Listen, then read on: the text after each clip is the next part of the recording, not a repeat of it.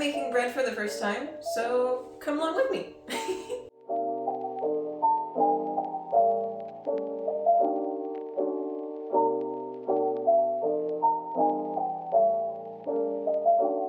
So I usually buy like a couple loaves of bread at the cheapest place that I can find that is like relatively healthy enough bread that's not just like white bread and full of sugar, and then I put it in my freezer.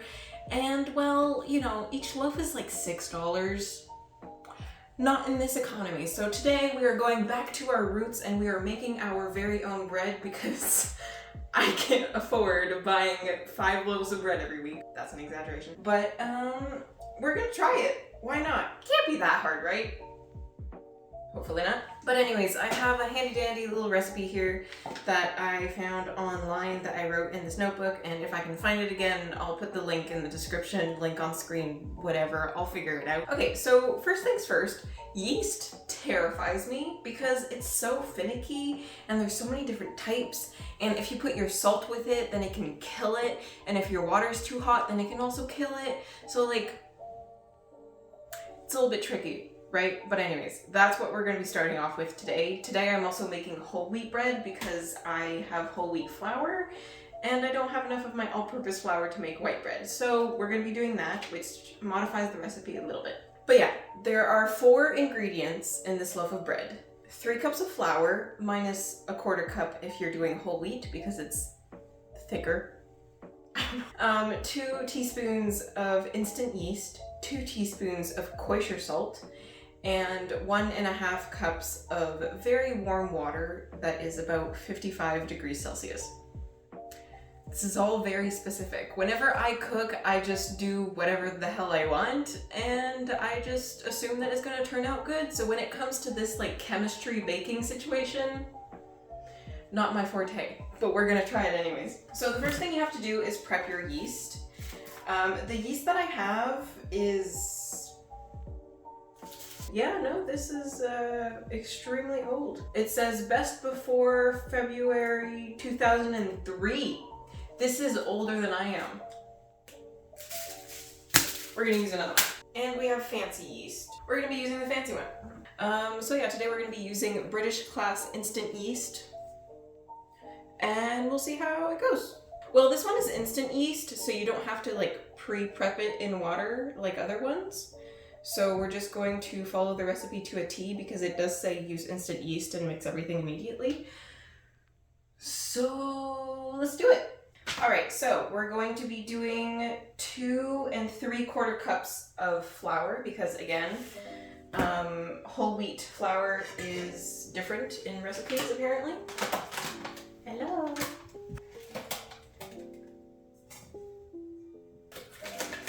2 cups and 3/4. Okay, so we have our 2 3/4 cups of flour. Next we're gonna do 2 teaspoons of instant yeast. This is so tiny. I dropped some. 1, 2. So we have our 2 teaspoons of instant yeast. Next we're gonna do 2 teaspoons of kosher salt. In this recipe, they just mix everything all at once. All right, with the spatula.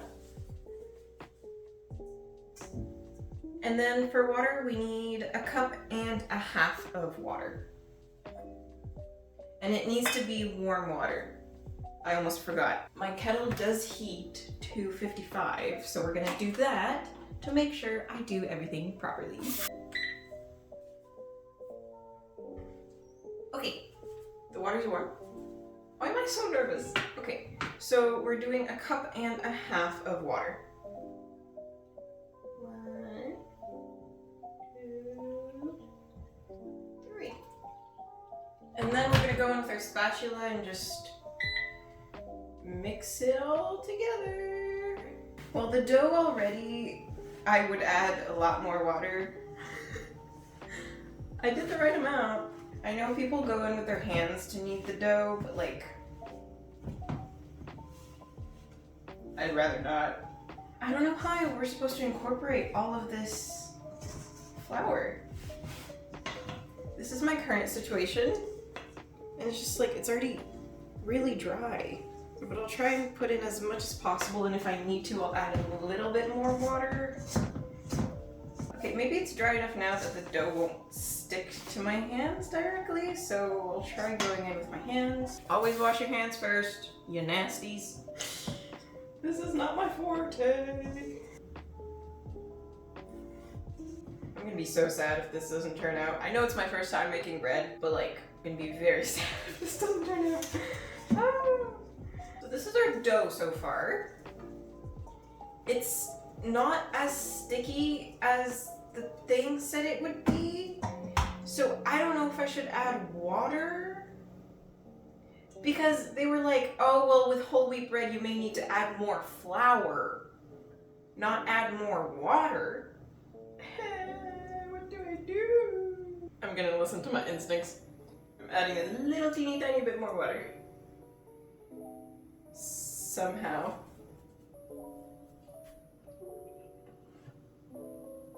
Don't try this at home, kids.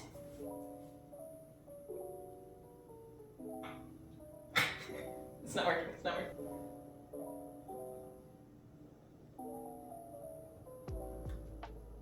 We're doing it.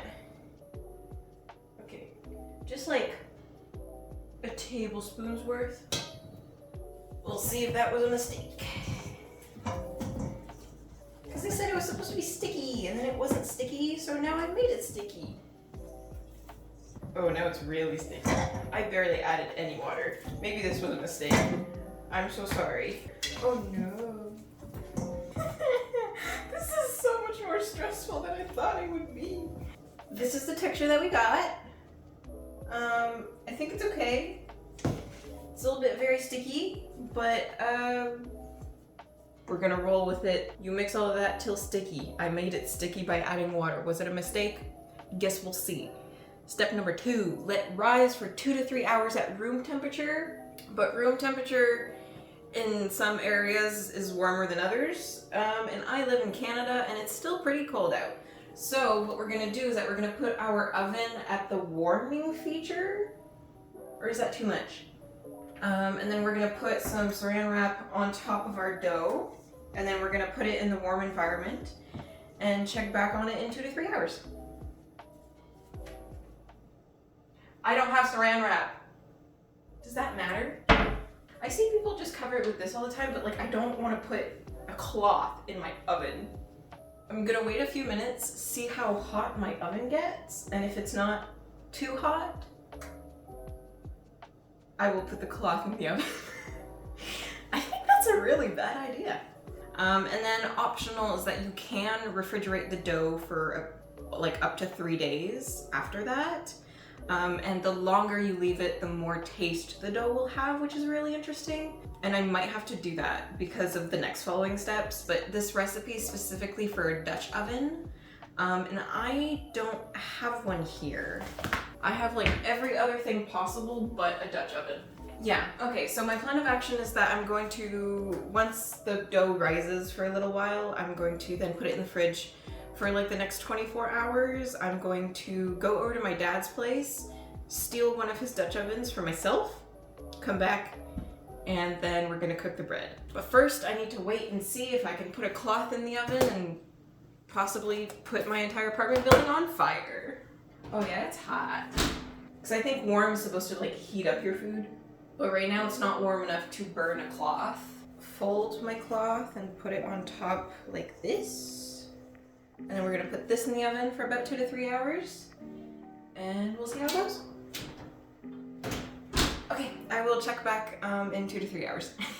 All right, hello, we are back. It's been a little over 2 hours, and I'm about to check on the dough. Something that I did do that I did like see online was that you can grab like a pan and then put like some boiling water in there to do like a steaming keep warm effect in the oven.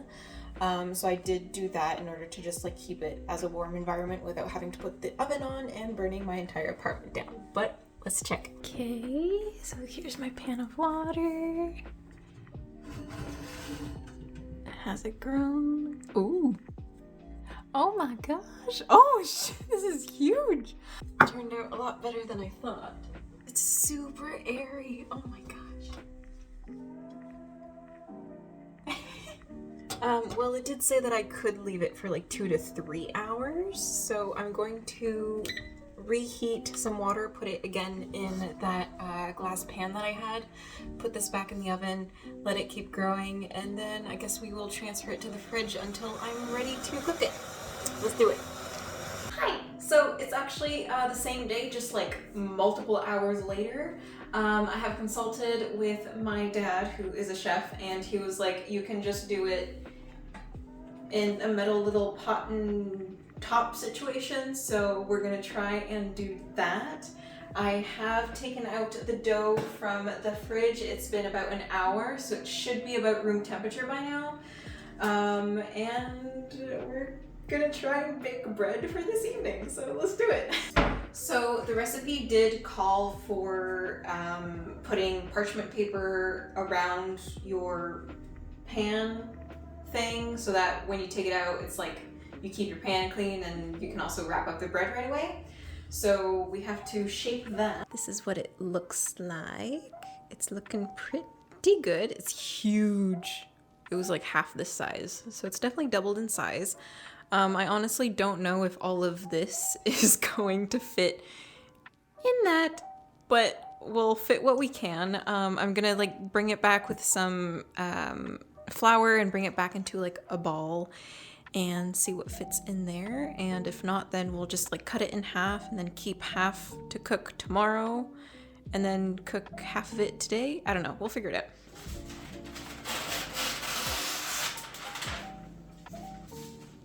Okay, well, that'll have to do. It'll stay down once I put the thing in it. Let's hope for the best. Gonna have to work on that technique. Okay, so now we're gonna get our flour back out and we're going to go and just like prep the dough a little bit more. But we have to be careful to not over knead the dough. In the video, they just kind of like sprinkled some flour on top and then kind of like took it out and then like played with it and chopped it up and then put it in the thing. So I'm going to prep my workstation with some parchment paper just because I don't want flour necessarily everywhere. And also if I have parchment paper down, it won't stick. But it theoretically work. Wash your hands. I'm scared. What do I do? How do I do this? I don't even know how to do this. I've seen people just like take it and plop it out. It's not really plopping out by itself though. Oh, it's coming out, we're doing it. Oh my god, we did it. Okay. I don't know what I'm supposed to be doing. Does anybody know what you're supposed to be doing? Probably. There's probably professionals watching this and laughing so hard at me. You're very welcome to. I don't know if I don't think I'm supposed to be re-kneading it at all. I'm so scared of over-kneading the dough, because if you over-knead the dough, your bread is going to become like really hard. Or so I've heard. I don't know, I've never made bread before. I guess we'll put it in the pot. My wonderful dough.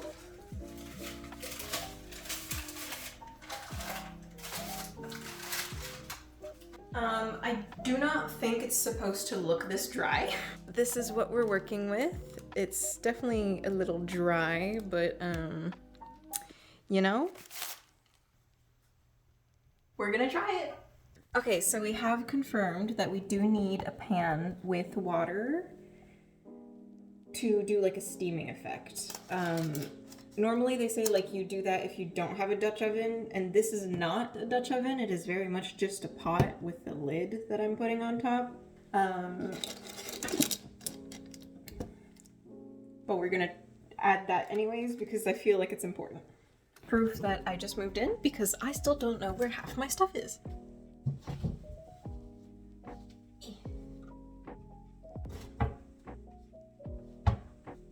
We're gonna put this in with the water too, and then it's gonna do like a steam thing. Note to self for next time, if ever I rewatch this video, to know what I did. Move your oven racks before preheating the oven so that you don't burn yourself. I didn't burn myself, but it's still hot. Okay, watch me stress do this at the speed of light. Okay, we're gonna put the Dutch oven in, or Dutch oven, and then we're gonna pull out the rack, put the water, and get out of there. This is scary. Let's do it. No. That was not fast enough, but I did my best. What time is it? I don't know what time it is, but that's going to cook for the next 30 minutes. And then we're going to go and take the lid off after 30 minutes and see how it is, and then make the top all crispy and hopefully nice. And I don't know, wish me luck.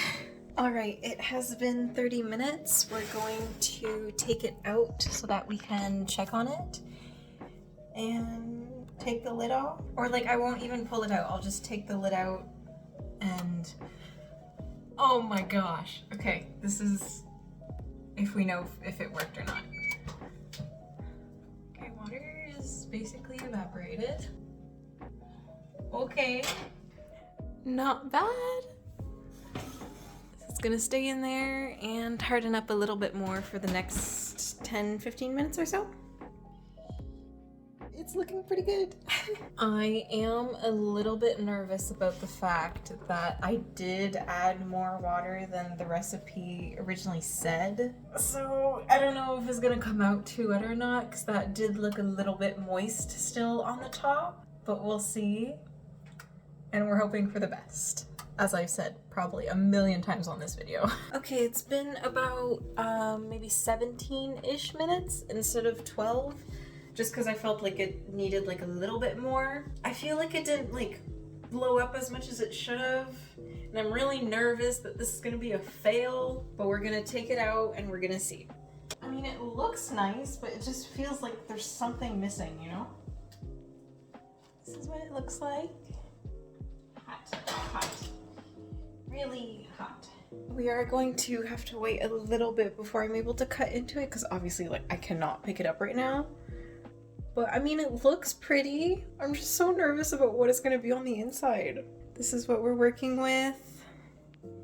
It looks really nice. Just also don't want to burn myself.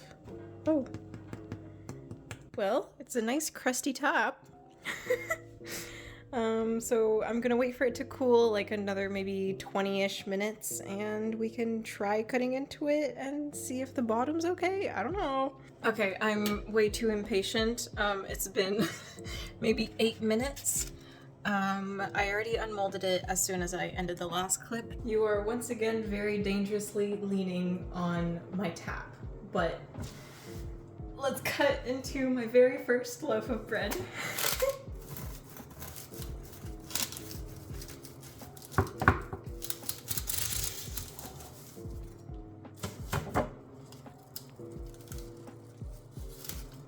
Well,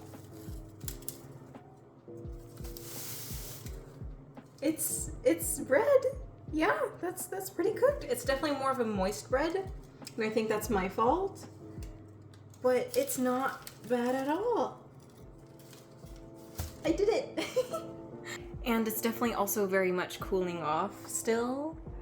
So it's probably still like a little bit moist because of that, but it's bread, you know?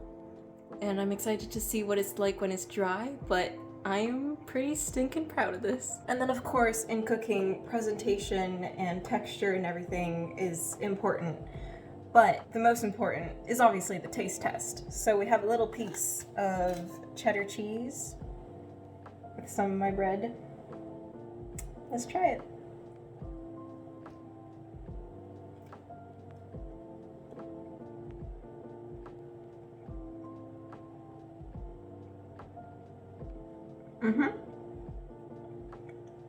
Wow. I mean, it's very edible. This is wonderful. It's just, it keeps getting better the longer I chew it. Yeah. I did good. It definitely can be better, and I will work on making it a lot better for sure. And I'm gonna try like multiple different recipes. And I think it's definitely still a bit chewy when it's still cooling down. But because I added that extra water, it made it more chewy. And maybe I need to incorporate more air into it when, like, you know, after you proofed it, you take it out and like knead it a bit more. I think that's where I need some work too. And yeah, but for my first bread, I'll take it. I'll take it. But yes, thank you so much for joining me on my very first bread loaf journey. I hope you guys enjoyed this very random cooking with me video. I hope to make more of these in the future, of just showing some of my favorite recipes or just me trying things for the first time in the kitchen. And I don't know, it was really fun. It took me a whole day to do this, but I've been doing like small little clips here and there in between work and stuff during the day. So it's been very fun and I made something. So that's the goal of this. But yeah, thank you guys so much for watching. I'll be sure to leave the link in the description of the recipe that I used. I did modify it a little bit, but obviously you saw with the whole process. So again, thank you guys so much for watching and I'll see you guys in the next one. Bye guys.